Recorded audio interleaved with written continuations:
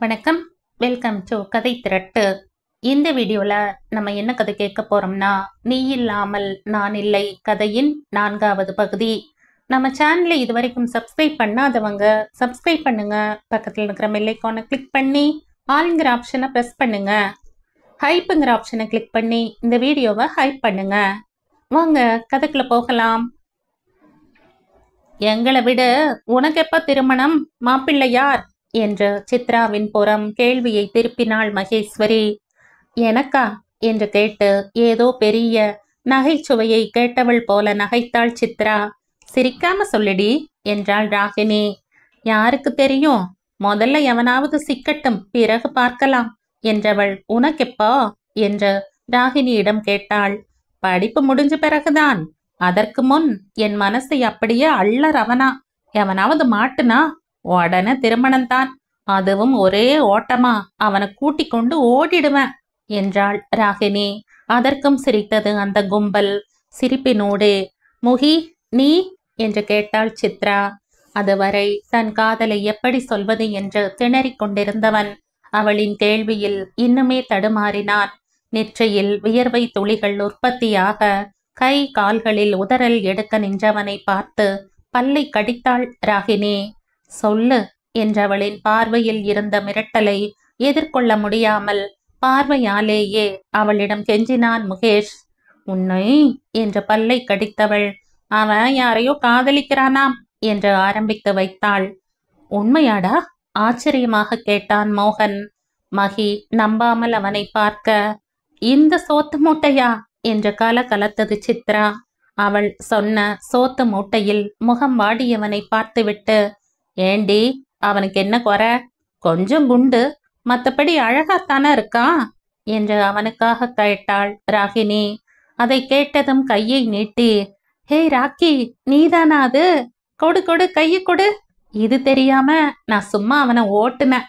Super ஜோடி நீங்க 2 பேரும் என்று ஆர்ப்பரித்தாள் சித்ரா. பார் மகி, கூடவே இருக்கோம். இந்த கழுதிகள் 2ம் நம்ம கிட்ட சொல்லவே இல்லையே, நாமும் கண்டுபிடிக்கல என்றவளை கொலை வெறியுடன் பார்த்தாள் ராகினி. லூசு மாதிரி வளராது சித்ரா, அவன் என்ன காதலிக்கல என்று கடுப்புடன் அவள் சொல்ல, ஹோ நீ இல்லையா, சாரிடி, அவனுக்காக சப்போர்ட் பண்ணவும் நீயாக்கும்னு நினைச்சிட்டேன் என்றாள் சித்ரா. முகேஷிடம் திரும்பி, யாருடா உன்னோட ஆள்? நமக்கு தெரியுமா? நம்ம கல்லூரியா? உன் பின்னாலேயே சுத்தினாளே அந்த வேணியா என்று அவன் காதலியை அறியும் ஆர்வத்தோடு கேள்விகளை அடுக்கினாள் சித்ரா. அப்போதும் அவன் தடுமாற, அருமையாக கிடைத்த சந்தர்ப்பத்தை நழுவ விடுகிறானே என்கிற கடுப்பில் வாயை திறந்து சொல்லண்டா என்று முகேஷிடமும் பாய்ந்தாள் ராகினி. எல்லோரும் குழப்பமும் கேள்வியுமாக அவனை பார்க்க அவனுக்கோ வெளிப்படையாகவே உதறல் எடுத்தது. வேகமாக எழுந்து தோ வருகிறேன் என்றபடி அந்த இடத்தை விட்டு அகன்றான். அவன் சென்றதும் ராகினியை பிடித்து கொண்டாள் சித்ரா. சொல்லுடி, அவன் விரும்புற பெண் யார்? எனக்கு தெரியாதடி. ஏய் பொய் சொல்லாத, நீங்க 2 பேரும் சின்ன வயசுல இருந்தே நல்ல நண்பர்கள். அவனை பத்தி உனக்கு தெரியாம இருக்காது. தெரியாதடி. சும்மா விளையாடாத ராக்கி. நமக்குள்ள என்ன ஒளிவு மறைவு? நானும் மோகனும் எங்களை பத்தி உங்ககிட்ட சொல்லாம மறைச்சமா என்று மனத்தாங்கலுடன் கேட்டாள் மகி. அவர்கள் விடப்போவதில்லை என்பதை உணர்ந்து, எனக்கு தெரியும்தான், என்றாலும் அதை அவன் சொல்வதுதான் சரி, அதனால அவங்கிட்டயே கேளுங்க என்று கழன்று கொண்டாள் ராகினி. ஏனெனில் அவளுக்கு சித்ராவை பற்றி மிக நன்றாக தெரியும். எவ்வளவுதான் இலகுவாக பழகினாலும் அவளுக்கு கோபம் வந்தால் என்ன செய்வாள் என்று யாராலுமே கணிக்க முடியாது. அதே போல அவளது பிடிவாதமும் ராகினி அறிந்ததே. இசகு பிசகாக தான் ஏதும் சொல்லி அதுவே முகேஷின் காதலுக்கு சித்ரா மறுப்பு சொல்ல காரணமாக அமைந்துவிட்டால், இதையெல்லாம் தெரிந்து வைத்திருப்பதால் தான் முகேஷ் அவ்வளவு தயங்குகிறான் என்பதும் அவள் அறிந்ததே. அதற்காக கடைசி வரை காதலை சொல்லாமலும் இருக்க முடியாதே. அதனால் தான் சொல்லிவிடும்படி முகேஷை வற்புறுத்தினாள். இப்போதானால் அவளை மாட்டிக்கொண்டாள். இப்படி அவளை மாட்டி விட்டுவிட்டு அவன் எங்கே தொலைந்தான் என்றபடி பார்வையை சுழற்றியவளின் விழிகளில் ஹோட்டலுக்குள் வந்து கொண்டிருந்த முகேஷ் பட்டான். சிவப்பு ரோஜாக்கள் நிறைந்த அழகான பூ பொக்கேயும் வாழ்த்து கார்டுமாக வந்து கொண்டிருந்தவனை பார்த்தவளின் விழிகள் அவனை மெச்சிக்கொண்டது. அவளின் பார்வையை தொடர்ந்த மற்றவர்களும் அவனையும் அவன் கையில் இருந்தவைகளையும் கண்டதும் ஆர்வமும் கேள்வியுமாக பார்த்தனர். அருகில் வந்தவனோ உலகில் இருக்கும் அனைத்து கடவுள்களையும் வேண்டிக் கொண்டு, சித்து, ஐ லவ் யூ என்றபடி அந்த பொக்கேயையும் காண்டையும் நீட்டினான். ராகினி மனதுக்குள் சபாஷ் போட, மகி அதிர்ச்சியில் வாயை பிளக்க, மோகனோ சித்ராவையே பார்த்தான். அவளுக்கு முகேஷின் செய்கை அதிர்ச்சியே என்று அவள் முகம் சொல்லியது. மெல்ல மெல்ல அதிர்ச்சி நிறைந்திருந்த இடத்தை கோபம் ஆட்கொள்ள ராகினியை சித்ரா பார்க்க அவளோ தலையை குனிந்து கொண்டாள். இதற்கிடையில் அங்கு அமர்ந்திருந்த வேறு சிலரும் முகேஷையும் அவன் கையில் இருந்த பொக்கேயையும் சித்ராவையும் வேடிக்கை பார்க்க தொடங்கிவிட்டனர். அப்படி தன்னை பலருக்கு காட்சி பொருளாக்கிய முகேஷின் மீது எழுந்த கோபத்தை கட்டுப்படுத்தியபடி, இது என்ன முகேஷ் என்ற பார்வையால் அவன் கையில் இருந்தவைகளை காட்டி கேட்டாள். அவற்றை இன்னும் அவள் புறமாக நீட்டியபடி, நான் உன்னை விரும்புகிறேன் என்றான் அவன். மீண்டும் எரிச்சல் கோடுகள் முகத்தில் தெரிய, வளராத என்று அதட்டினாள் சித்ரா. நான் அப்படி உன்னுடன் பழகவில்லை. மோகன் எப்படியோ அப்படித்தான் நீயும் எனக்கு என்று படபடத்தாள். ஆனால் எனக்கு உன்னை நிறைய பிடிக்கும். உன்னை பார்த்த நொடியில் இருந்து காதலிக்கிறேன். நீ இல்லாமல் என்னால் வாழவே முடியாது. நீதான் என் உயிர் என்றவனின் உளறலை கேட்டவளின் பொறுமை பறந்தது. வேகமாக நாற்காலியில் இருந்து எழுந்து, எரும, ஒரு தடவை சொன்னா விளங்காத உனக்கு? நான் உன்னை விரும்பல என்றவள் அவன் கையில் இருந்ததை கோபத்தோடு தட்டிவிட்டாள். கீழே விழுந்த ரோஜாக்களையும் கார்ண்டையும் பார்த்து அவமானப்பட்டு முகம் சிறுக்க அதிர்ந்து நின்றான் முகேஷ். அவளின் கோபத்தில் கலவரமடைந்த மகி, சித்து இருடி, எல்லாரும் பாக்குறாங்க என்றபடி அவள் கையை பிடித்து மீண்டும் நாற்காலியில் அமர்த்த பார்த்தாள். சு, விடு மகி, பார் இவனோட வேலைய. நான் வர, இங்க நின்னேன்னா இவனை அடிச்சாலும் அடிச்சிடுவேன் என்றவள் அங்கிருந்து வெளியேறினாள். ஹோட்டலின் வெளியே வந்தவளின் கையை அவளை தொடர்ந்து வந்த முகேஷ் பற்றினான். மரியாதையா கையை விடு முகேஷ் என்றாள் பல்லை கடித்தபடி. நீ என்னை விரும்புகிறேன் என்று சொல், விடுகிறேன் என்றவனின் பேச்சில் இப்போது மெல்லிய குழறல் வந்திருந்தது. அதில் அதிர்ந்து அவனை அவள் பார்க்க, முகேஷின் பின்னாலேயே வந்த ராகினியும் எதுவும் விபரீதமாக நடந்து விடுமோ என்று பயந்து, முகேஷ், அவளை விடு என்றாள். அவளை என்னை காதலிப்பதாக சொல்ல சொல், விடுகிறேன் என்றான் அவன். அவன் பேச்சில் இருந்த வித்தியாசத்தை உணர்ந்த ராகினியும் அதிர்ந்து சித்ராவை குற்ற உணர்ச்சியோடு பார்த்தாள். முகேஷை குடிக்க சொல்லி அவள் சொல்லாவிட்டாலும் இதற்கு அவளும் ஏதோ ஒரு வகையில் காரணம் அல்லவா? வெறுப்போடு அவனை பார்த்த சித்ரா பொறுமை இழந்து, எல்லோரும் பார்க்கறாங்க, கையை விடு முகேஷ் என்றபடி அவனிடமிருந்து கையை உதற முயன்று கொண்டிருந்தாள். அதற்குள் உண்ட உணவுக்கு பணத்தை செலுத்திவிட்டு மகியுடன் வந்த மோகன் அங்கிருந்த சூழ்நிலையை நொடியில் கணித்து முகேஷை நெருங்கி, அவளை விடு முகேஷ் என்று அதட்டினான். இல்ல, விடமாட்ட, அவ எனக்கு வேணும் என்ற அவனிடமிருந்து வந்த நெடியில் முகத்தை சுளித்தான் மோகன். குடிச்சிருக்கியாடா? மோகனின் காதருகில் குனிந்து, கொஞ்சம், அதனால தான் தைரியமா காதல சொல்ல முடிஞ்சது என்ற கோணல் சிரிப்புடன் ரகசியமாக சொன்னான் முகேஷ். அதான பார்த்த, உன் தைரியம் எங்கிருந்து வந்ததுன்னு என்ற மனதில் எண்ணிய போதும், வா வீட்டுக்கு போகலாம் என்றான் மோகன். குடித்திருப்பவனோடு இப்போது எதையும் பேசவும் முடியாது. அப்படி பேசுவதில் ஏதும் பலன் கிடைக்கும் என்றும் தோன்றவில்லை. அதனால் இப்போது அவனை இந்த இடத்திலிருந்து அகற்றுவதே முக்கியமாகப்பட்டது மோகனுக்கு. இல்ல, சித்து இல்லாம நான் எங்கேயும் வரமாட்டேன் என்று உளரத் தொடங்கினான் முகேஷ். மகி பயந்தபடி நிற்க, காதலை சொல் என்று முகேஷை தூண்டிய தன்னுடைய மடத்தனத்தை நொந்தபடி ராகினி நிற்க, வீதியில் வைத்து எதையும் செய்ய முடியாது தடுமாறினாள் சித்ரா.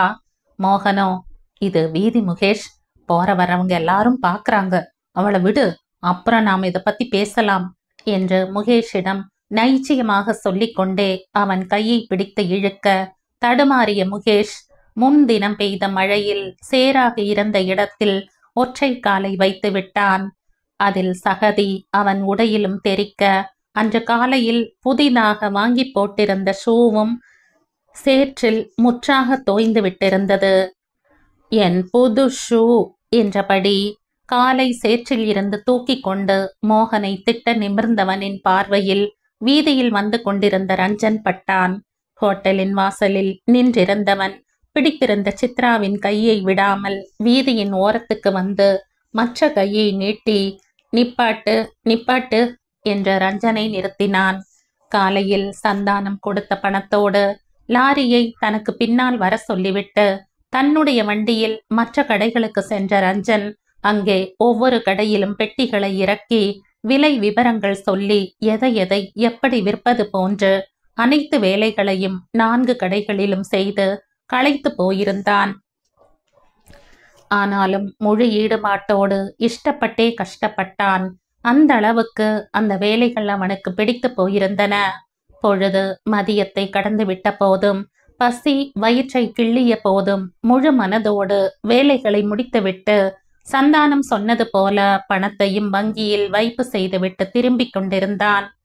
கடைக்கு சென்றதும் சாப்பிட வேண்டும் என்று நினைத்தபடி வந்து கொண்டிருந்தவனை ஒருவன் திடீரென்று மறிக்கவும் வண்டியை சட்டென்று நிறுத்தி யார் என்று பார்த்தான்.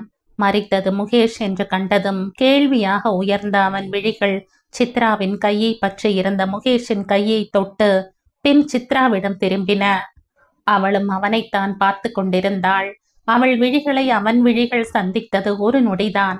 அந்த விழிகளில் தெரிந்த தவிப்பா, பயமா, தடுமாற்றமா அல்லது இறைஞ்சலா ஏதோ ஒன்று அவளிடம் என்ன ஏது என்று எதையும் கேட்காமலேயே அவனையும் மீறி இயங்க வைத்தது. வண்டியை நிறுத்திவிட்டு இறங்கி வந்தவன் சித்ராவை பற்றி இருந்த முகேஷின் கையை பிடித்தான். நடந்தது அவ்வளவுதான். ரஞ்சன் வண்டியை நிறுத்தியதும் என் ஷூவில் சேறு ஒட்டி விட்டது, வேறு கொண்டு வா என்று சொல்லிக் கொண்டிருந்தவன் ரஞ்சனின் பிடியில் ஆ என்று கத்தியபடி சித்ராவின் கையை விட்டான். சட்டென்று முகேஷை விட்டு தள்ளி நின்று கொண்டாள் சித்ரா. ஐயோ, என் கையை என்ன செய்யற, விடு, வலிக்குது என்று முகேஷ் அலற சித்ராவை ஒரு பார்வை பார்த்துவிட்டு அவன் கையை விட்டவன் தன் வண்டியை நோக்கி திரும்பி நடந்தான். ரஞ்சனின் பிடியில் வலித்த கையை தடவிக்கொண்டே, ஏய் ரஞ்சன், எங்க போற? எனக்கு வேறு ஒரு செருப்பு கொண்டு வா. இப்படியே நான் போக முடியாது, யாராவது பார்த்தா சிரிப்பாங்க. முதல்ல இதை கழட்டி எரிஞ்சிடு. இந்த லூசு பார்த்த வேலையில நான் சேத்துல காலை வச்சுட்டேன் என்றான் முகேஷ். தன் வண்டியில் ஏறியபடி பார்ப்பவர்கள் சிரிப்பார்கள் என்றால் செருப்பை கழட்டிவிட்டு வெறும் காலுடன் போ என்றான் ரஞ்சன் நக்கலாக. என்னது, இத நான் தொட்டு கழட்டுவதா? என்ன உன்னை போல கூலிக்கு மாரடிக்கிறவன் என்று நினைச்சையா? ஆனா இதுவும் வேலைதானே, கழட்டி விடு என்றபடி சேறு அப்பியிருந்த காலை அவன் புறமாக நீட்டினான். சித்ராவுக்கே அவன் செயல் முகத்தை சுளிக்க வைக்க மோகன் செய்வதறியாது நிற்க ராகினி நடப்பவைகளை ஒருவித அதிர்ச்சியோடு பார்த்திருந்தாள். அவர்களை எல்லாம் வேகமாக ஒரு பார்வையால் அளந்தவன் ஆட்காட்டி விரலை நீட்டி முகேஷை தன்னருகே அழைத்தான். என்ன என்றபடி அருகே வந்தவனின் கன்னத்தில் பளார் என்று ஓங்கி விட்டான் ரஞ்சன். அம்மா என்றபடி சுற்றி சுழன்று போய் அதே சேற்றிலே விழுந்தான் முகேஷ். அறை விழுந்த வேகமும் முகேஷ் சுழன்ற விதத்தையும் பார்த்த சித்ராவுக்கு உடலில் பெரும் நடுக்கமே ஓடியது. அன்று இவன் என்னை திருப்பி அடித்திருந்தால் என்ன ஆக இருப்பேன் என்று நினைக்கவே நெஞ்சு நடுங்கியது. அந்த அளவுக்கு பலமாக இருந்தது அவன் அறை. அச்சம் நிறைந்த விழிகளால் அவள் பார்த்திருக்க, கடையில் மட்டும்தான் அது என் வேலை, வெளியே இப்படி காலை நீட்டினா என்று வை, நீட்டும் காலை உடைத்து விடுவேன் ராஸ்கல் என்ற முகேஷிடம் சுட்டு விரல் நீட்டி உருமினான் ரஞ்சன். பிறகு ஸ்தம்பித்து நின்ற மற்ற 4வரையும் பார்த்து எல்லோரும் கிளம்புங்கள் என்றவனின் உருமலில் மற்ற 3வரையுமே காணவில்லை. எப்படி எதில் கிளம்பினார்கள் என்று தெரியாமலேயே மின்னல் என மறைந்திருந்தனர் 3வரும். உனக்கு தனியா சொல்லணுமா, கிளம்பு என்றவனையும் முகேஷையும் மாறி மாறி பார்த்தாள் சித்ரா. அவளிடம் வண்டி இல்லையே, முகேஷுடன் தானே அவள் செல்ல வேண்டும். அந்த முகேஷ் இப்போதைக்கு எழுவான் போன்றும் தெரியவில்லை. அதோடு அவனோடு செல்லவும் இப்போது அவளுக்கு பிடிக்கவில்லை. இதுதான் அவளின் எண்ணமாக இருந்தது. அதை அறியாத ரஞ்சன் ஓ, நண்பனை தனியா விட்டுட்டு போக மனசு வரலையா என்று நக்கலாக கேட்டவன், நண்பன் தானே என்று அவளை துளைக்கும் பார்வையோடு கேட்டான். இவனெல்லாம் ஒரு நண்பன், குடிகாரன் கையை பிடிச்சா மட்டும் இந்தா பிடின்னு கொடுத்துட்டு நிப்பாளாம் என்ற வாய்க்குள் முணுமுணுத்தான். அவளுக்கு கேட்க வேண்டும் என்பதற்காகவே சொல்லப்பட்டது. அதை கேட்டு வெகுண்டு, வீதியில் வைத்து அதுவும் குடித்துவிட்டு நிற்பவனை என்ன செய்ய சொல்கிறீர்கள்? அவன் இன்னும் அசிங்கமாக நடந்து கொண்டால், இல்லாவிட்டால் நீங்கள் கொடுத்ததையே நானும் கொடுத்திருப்பேன் என்று ஆத்திரத்துடன் சொன்னவள் அவன் வண்டியின் பின்னாலேயே ஏறிக்கொண்டாள். அதை எதிர்பாராத ரஞ்சன், ஏய், என்ன செய்ய சொல்ற, இறங்கு என்றான் கோபமாக. ஏன் இறங்காது கேட்டாள் சித்ரா. என்னையா, உன்னையெல்லாம் என் வண்டியில ஏத்த முடியாது. அதான் ஏன் நான் ஏறக்கூடாதா? அல்லது நான் ஏறினா உங்க வண்டி ஓடாதா? உன்னையெல்லாம் நான் ஏத்தி ஓட்ட மாட்டேன் என்றான் அவன் கடினப்பட்ட குரலில். அதை கேட்டவளுக்கு மனதில் சுருக்கென்று வலிக்க சட்டென்று இறங்கிக் கொண்டாள். ஏன், எனக்கு என்ன குறை? அவன் அம்மாவையும் தங்கையையும் மட்டும்தான் ஏற்றுவானா? நான் ஏறினால் என்னவா? முகத்தை தொங்க போட்டு கொண்டு இறங்கி நின்றவளை திரும்பி பார்த்து, உன் ஸ்கூட்டி எங்க என்று கேட்டான் ரஞ்சன். அது வீட்ல. ஓ, நண்பரோடு வந்தீராக்கும். இவனை எல்லாம் ஒரு மனிதன் என்று நம்பி வந்திருக்கிறாய் என்று எரிந்து விழுந்தவன் வீதியில் சென்ற ஆட்டோவை கை காட்டி மறித்தான். அவனின் செய்கையில் அவளுக்கு சினம்தான் வந்தது. அப்படி என்ன தங்க கட்டியா அவன் வண்டி? அவள்தான் அதில் ஏற தகுதியற்றவளா? அல்லது அவளை ஏற்றி சென்றால் அவன் குறைந்து போவானாமா? ஆத்திரத்தோடு அவனை முறைத்தவளை சட்டை செய்யாது ஆட்டோவுல ஏறு என்றான் உத்தரவாக.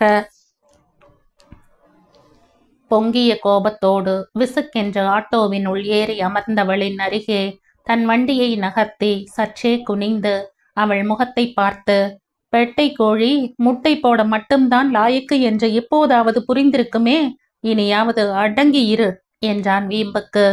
அதை கேட்டு ஆத்திரத்தில் முகம் சிவக்க, சொல்வதறியாமல் சீண்டி விடப்பட்ட நாகம் போல் சிலிர்த்து கொண்டு நின்றவளை பார்த்தவனின் உதடுகள் அடக்கப்பட்ட சிரிப்பில் துடித்தது. அவளிடம் அதை காட்டிக்கொள்ளாது ஆட்டோக்காரரிடம் திரும்பி, வண்டியை எடுங்கள் என்றான் ரஞ்சன். அவனை முறைத்தபடி ஆட்டோவில் செல்பவளை பார்க்க ரஞ்சனுக்கு வேடிக்கையாக இருந்தது.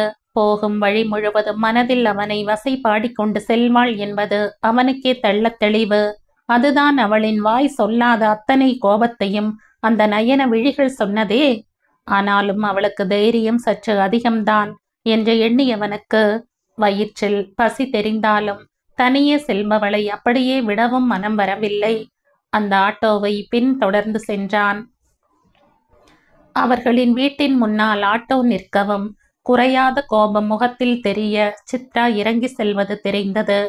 அது வசதியானவர்கள் வசிக்கும் பகுதி என்பதாலும் வீட்டு காவலுக்கு ஆட்கள் அமர்த்தப்பட்டு இருந்ததாலும் அகல திறந்திருந்த வாசற்கதவருகில் செருப்புகளை உதறி கழட்டிவிட்டு கைப்பையை தூக்கி சோஃபாவில் எறிந்துவிட்டு அவள் நடப்பது வீதியில் நின்ற ரஞ்சனுக்கு அப்படியே தெரிந்தது. வீட்டிலும் இவள் இப்படித்தானா என்று ஓடி அவனது சிந்தனையை, என்ன தம்பி இங்கேயே நிக்கிறீங்க, உள்ள வரலையா என்று கேட்டார் காவல்காரன். அவ்வப்போது சந்தானத்துடன் ஏதாவது அலவலாக அவன் அங்கு வந்து போவதை கண்டிருக்கிறார் அவர். இல்லனா, தனியா ஆட்டோவில் வந்தா, அதான் எதற்கும் இருக்கட்டும் என்று பின்னால வந்தேன் என்றான் ரஞ்சன். அதுவும் சரிதான், இந்த காலத்துல வயசு பெண்களை தனியே விடுவது என்றால் பயம்தான் என்றவர் விலகி சென்றுவிட வண்டியை நகர்த்த பார்த்தவனின் காதில் லக்ஷ்மியின் கோபக்குரல் விழவும் திரும்பவும் அங்கே பார்த்தான். இதென்னடி பழக்கம், செருப்பு இப்படி எரிஞ்சிட்டு போற? ஒழுங்கு மரியாதையா அதை வைக்க வேண்டிய இடத்துல வச்சுட்டு போ என்று அவர் படபடப்பது தெரிந்தது. இந்த சண்டிராணி என்ன செய்ய போகிறாள் என்கிற ஆர்வத்துடன் அவன் காத்திருக்க, அம்மா, நான் ஏற்கனவே கோபத்துல இருக்கேன், என் கோபத்தை இன்னும் அதிகப்படுத்தாதீங்க என்றாள் அவள் சுட்டு விரலை நீட்டியபடி. இந்த வாயிலேயே ஒன்னு போட்டுடுவேன். கோபமா இருக்காளாம், கோபமா? உன் கோபத்தை கொண்டு போய் வேற யாரிடமாவது காட்டு, முதல்ல நான் சொன்னதை செய் என்று அதட்டினார் அவள் அன்னை. கோபத்தை யாரிடம் காட்டுவாள் என்று எண்ணியவனின் உதட்டோரம் சின்ன சிரிப்பொன்று உதயமானது. மாட்ட, நீங்க எதுக்கு வீட்டுல இருக்கீங்க, நீங்களே எடுத்து வைங்க என்று அவள் சொல்லி முடிக்கும் முன்பே முதுகில் ஒன்று விழுந்தது. நான் என்ன உன் வேலைக்காரியா? எரும மாடு மாதிரி வளர்ந்திருக்கிற, இந்த வாய் பேச தெரியுது, வேலை மட்டும் செய்ய மாட்டியா என்ற லட்சுமி அவளை அதையெல்லாம் செய்ய வைத்து விட்டே அகன்றார். இதையெல்லாம் வெளியே நின்று பார்த்து கொண்டிருந்த ரஞ்சனுக்கு அவளுக்கு அவள் தாய்தான் சரி என்று தோன்ற வண்டியை எடுத்துக்கொண்டு கடைக்கு சென்றான். உள்ளே சென்று காலையில் வரும்போதே வீட்டில் இருந்து கொண்டு வந்த மதிய உணவையும் எடுத்துக்கொண்டு வேலை ஆட்களுக்கு என்று ஒதுக்கப்பட்ட அறைக்குள் சென்று உண்ணத் தொடங்கினான். இன்னுமா நீ சாப்பிடல? கடையில எதையாவது வாங்கி சாப்பிட்டிருக்கலாமே என்று கேட்டபடி அங்கே கண்ணன் வந்தார். பிறகு இதை என்னை செய்வது, கொட்டுவதா என்று கேட்டுவிட்டு வேகமாக உண்டான் ரஞ்சன். மெல்ல சாப்பிடு, தொண்டையில விற்க போகிறது என்றவர் அங்கிருந்த கிளாஸில் தண்ணீரை வார்த்து அவனுக்கு முன்னால் வைத்தார். போங்கண்ணா, பசிக்கிற பசியில பெருங்குடலை சிறு குடல் தின்று விடும் போல என்றவன் பசி தாங்க மாட்டான் என்பதை அறிந்த கண்ணனும் சரி சாப்பிடு என்று விட்டு அமைதியாக அமர்ந்திருந்தார். வேகமாக உண்டவன் சற்றே பசி அடங்கியதும் சிந்தனையில் ஆழ்ந்திருந்த கண்ணனை நிமிர்ந்து பார்த்தான். என்ன கண்ணண்ணா, பலத்த யோசனை?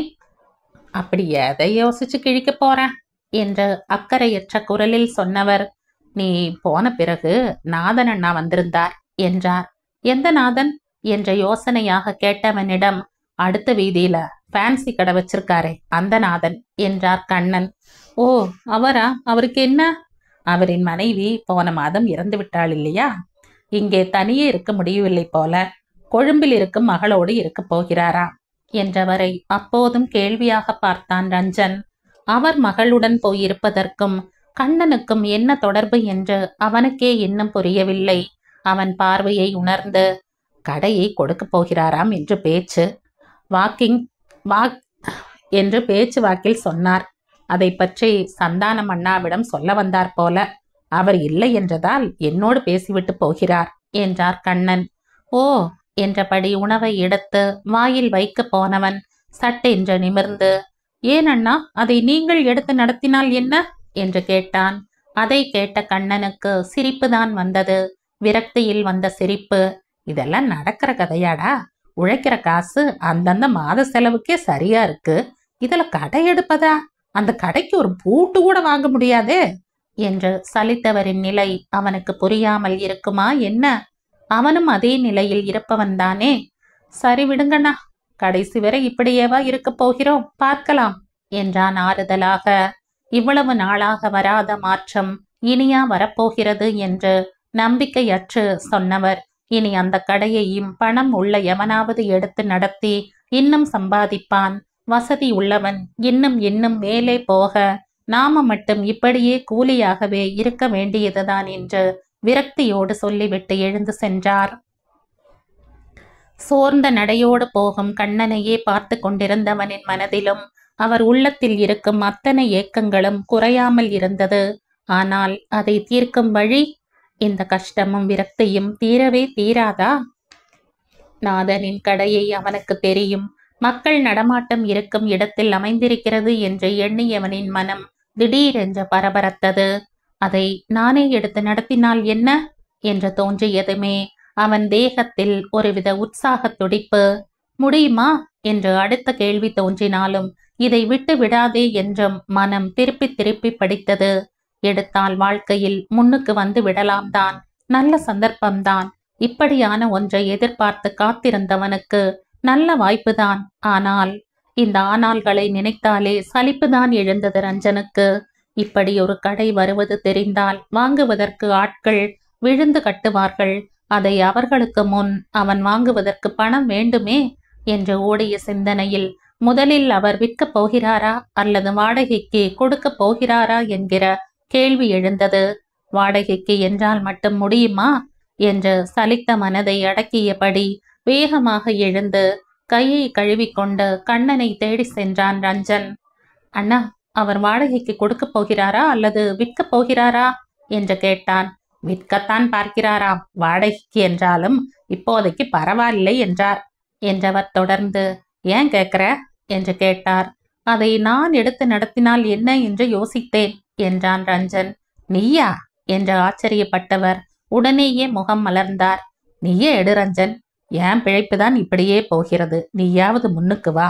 உன் கையில் கிடைத்தால் மிகவும் நன்றாக நடத்துவாயடா. உனக்கு வயதும் இருக்கிறது, கெட்டித்தனமும் இருக்கிறது என்றார் அவனை ஊக்கப்படுத்தும் விதமாக.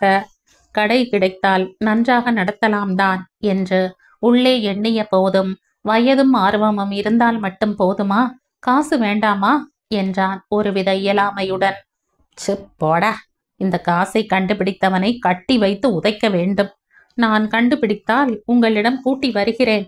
யாரை என்ற புருவம் சுருக்கி கண்ணன் கேட்க, அதான் காசை கண்டுபிடித்தவனை என்றான் அப்போதும் வெகு தீவிரமாக. அவனை முறைத்து பார்த்தவருக்கு அடக்க முடியாமல் சிரிப்புதான் வந்தது.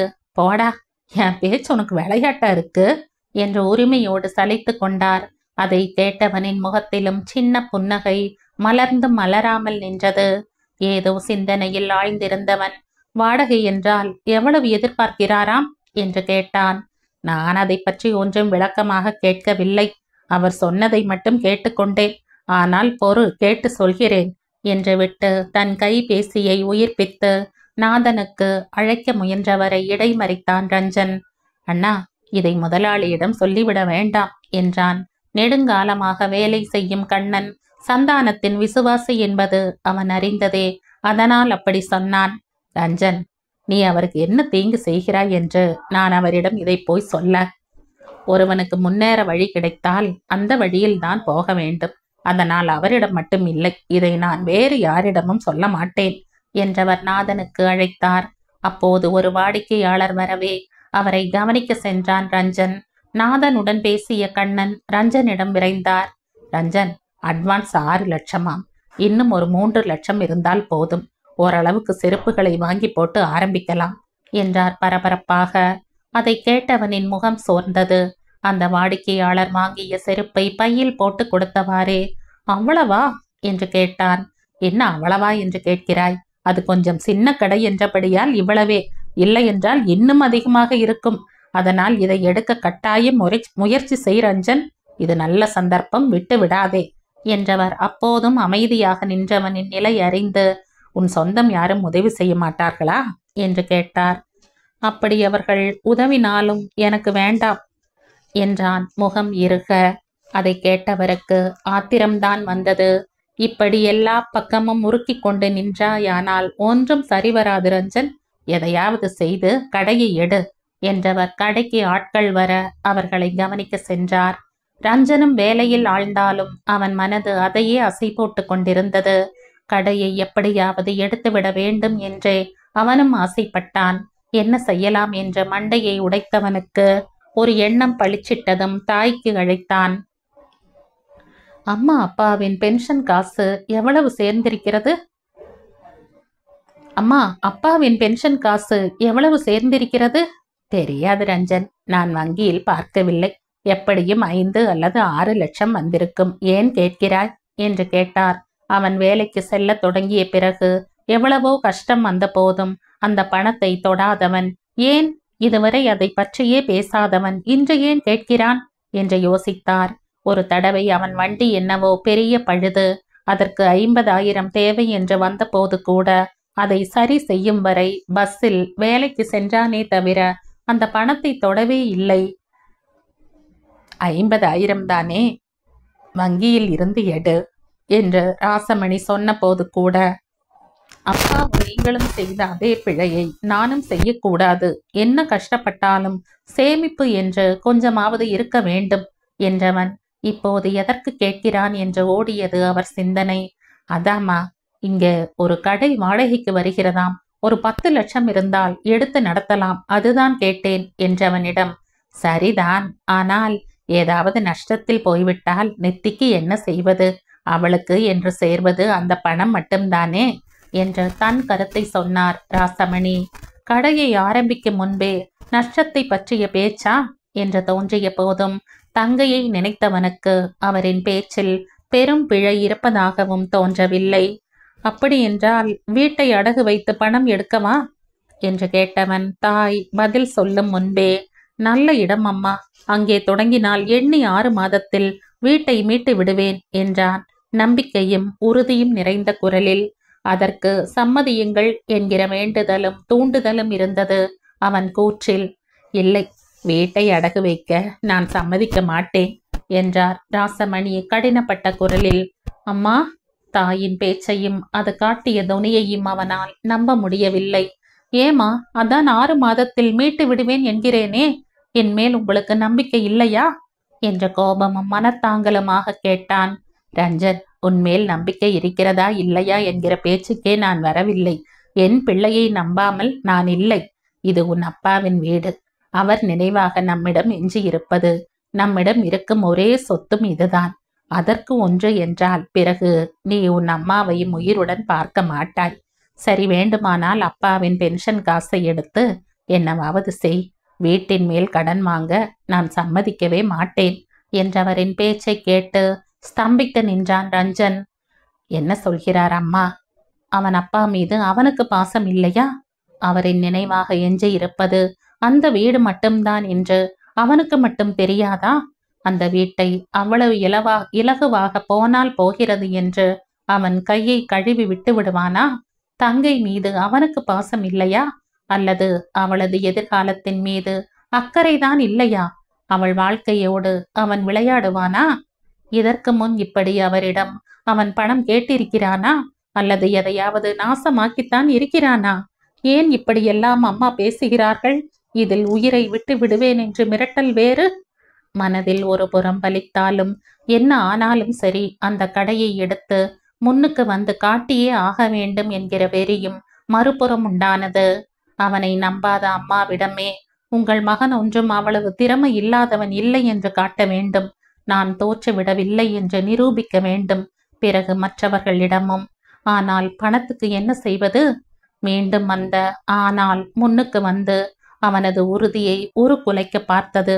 இல்லை, விடக்கூடாது, வென்று காட்ட வேண்டும். அதற்கு என்ன செய்யலாம்? அப்பாவின் பென்ஷன் காசு 5 லட்சம் என்றால் மீதி யாரிடம் கேட்பது? அவ்வளவு பணம் தரக்கூடிய அளவில் அவனுக்கு தெரிந்து யார் இருக்கிறார்கள்? கண்ணனை பற்றி யோசிக்கவே தேவையில்லை. சுகந்தனுக்கும் ஜீவனுக்கும் இவனை விட மோசமான நிலை. அடுத்து யார்? சந்தானம். அவரிடம் கேட்கலாம். ஆனால் 5 லட்சம் கேட்கலாமா? அப்படியே கேட்டாலும் அவர் எதற்கு என்று கேட்டால் என்ன சொல்வது? உங்களுக்கு எதிராக இன்னொரு செருப்பு கடை திறக்கப் போகிறேன் என்று சொல்லத்தான் முடியுமா? சொன்னால் அவர்தான் தருவாரா? சும்மா வேறு எதற்கும் என்று சொல்லி 1 லட்சம் கேட்கலாம். மீதி என்று ஓடிய சிந்தனையை அவன் கை பேசி சத்தமிட்டு கலைத்தது. எடுத்து பார்த்தால் அழைத்தது சுகந்தன். அதை உயிர்ப்பித்து காதுக்கு கொடுத்தபடி, சொல்லுடா என்றான் சலித்த குரலில். என்ன மச்சான் இவ்வளவு சலிப்பு? அந்த சண்டைக்கோழி திரும்ப உங்கிட்ட வம்புக்கு வந்தாளா என்று மிக அக்கறையாக கேட்டான் அவன். கடையை பற்றிய யோசனையில் இருந்தவனுக்கு சுகந்தன் சொன்ன சண்டை கோழி யார் என்று புரிவதற்கே நேரம் எடுத்தது. யாரடா என்று ஆரம்பித்தவன் சித்ராவை தான் சொல்கிறான் என்று தெரிந்ததும் அன்று நடந்தவைகளும் அவளும் மனக்கண்ணில் ஆடிய போதும் அவளால் ஒன்றுமில்லையடா என்றான். பிறகு என்ன பிறகு? எனக்கு அவள் மட்டும்தான் பிரச்சனையா? இது வேறு என்றான் ரஞ்சன் சற்றே சூடான குரலில்.